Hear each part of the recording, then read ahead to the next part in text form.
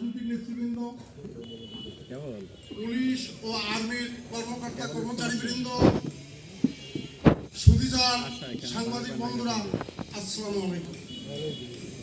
আজকের অনুষ্ঠানের ধারাবাহিকতায় একটি কথাই মুক্তিযোদ্ধাদের পক্ষ থেকে বলতে চাই, আমরা যেভাবে হিন্দু, মুসলমান, বৌদ্ধ, খ্রিস্টান একত্রিত হইয়া স্বাধীনতা যুদ্ধে অংশগ্রহণ করেছিলাম, আজকের দেশের আমরা মনে করি একটা দুর্যোগ চলতেছে। বহির শত্রুরা আমাদেরকে নিয়ে অনেক নাটক করতেছে। তাই আমরা যেভাবে স্বাধীনতা যুদ্ধে অংশগ্রহণ করেছিলাম, স্বাধীনতা রক্ষার্থে আমরা মুক্তিযোদ্ধারা সহ হিন্দু, মুসলমান, বৌদ্ধ, খ্রিস্টান মিলে ঐক্যবদ্ধভাবে আমাদের শত্রুপক্ষকে প্রতিহত করব। বন্ধুরা আমার, ঠিক একটি কথা না বললেই না। আমি মুক্তিযোদ্ধা হিসাবে এখানে বক্তব্য দেওয়ার সুযোগ পেয়েছি, কারণ 1971 সালের 26শে মার্চ শহীদ রাষ্ট্রপতি জিয়াউর রহমান স্বাধীনতার ঘোষণা দিয়ে নিজের সম্মুখ যুদ্ধে অংশগ্রহণ করেছিলেন।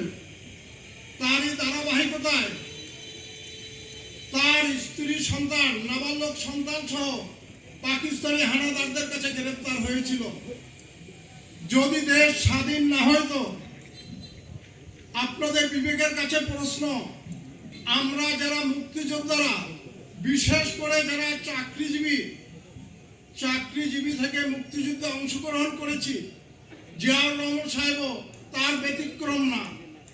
দেশ যদি স্বাধীন না হইতো, জিয়াউর রহমান সাহেবের অবস্থা কি হইতো, তার স্ত্রী সন্তানের অবস্থা কি হইতো, এই বিবেচনার ভার আপনাদের উপরে ছেড়ে দিলাম। এই কথাটা এই কারণেই বললাম, এটা এখানে বলার বিষয় না। আমরা অনেকে অনেক রকম কথা বলি, তাই সকলের সহযোগিতায় দেশ স্বাধীন হয়েছে। আজকের সকলকে অনুরোধ করব, দেশ রক্ষার দায়িত্ব আমাদের সকলের। সেখানে হিন্দু, মুসলমান, বৌদ্ধ, খ্রিস্টান বলতে কোনো কথা নাই। শহীদ রাষ্ট্রপতি জিয়াউর রহমান সাহেব বাংলাদেশি জাতীয়তাবাদ গঠন করে গেছে। বাংলাদেশি জাতীয়তাবাদের অর্থ, আমরা যারা বাংলাদেশে বাস করি তারা সকলে এই দেশের নাগরিক, আর সকলে মিলে এই দেশে বাস করব, সকলে মিলে থাকব, সকলে ঐক্যবদ্ধভাবে দেশ গড়ব। আমি কথা বাড়াবো না, এসপি মহোদয়ের দৃষ্টি আকর্ষণ করে বলতে চাই, আমাদের পূর্বের ওসি সাহেব যিনি ছিলেন, আমার বিশ্বাস উনি ভালো মানুষ ছিলেন। উনি সরকারের তাবেদারি না করে উনি ওসির দায়িত্ব পালন করছে বিধায় আমরাও ভালো ছিলাম।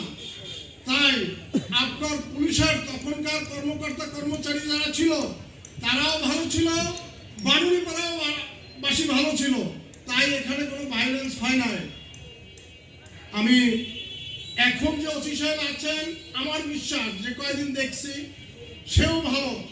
আমি সকল কর্মচারী কর্মকর্তাদের কাছে নিরপেক্ষতা দাবি করব, তাহলে আমরা সকলে ভালো থাকব। আর ওসি সাহেব বা তৎকালীন কর্মকর্তা কর্মচারীরা পুলিশের যেখানে থাক না কেন তারা ভালো থাকুক। আমি এসপি সাহেবের কাছে অনুরোধ করব, তারা যদি কেউ কোনো কুচক্রী মহলে কোনো অঘটনায় পড়ে বা কোনো সমস্যায় পড়ে, বানুড়িপাড়া বাসী থেকে আমি সকলকে ওপেন বললাম, তারা ভালো ছিল, তারা এখনো কোনো কাজ করে নাই, তাতে তারা কোনো পানিশমেন্টের সম্মুখীন হইতে পারে। আমি জানি হবে না, তারপরেও যদি হয় আমাদের পক্ষ থেকে বিষয়টি আপনি দেখবেন। তারা পৃথিবীর বাংলাদেশের যে প্রান্তে থাক না কেন। সকলকে ধন্যবাদ। আসসালামু আলাইকুম।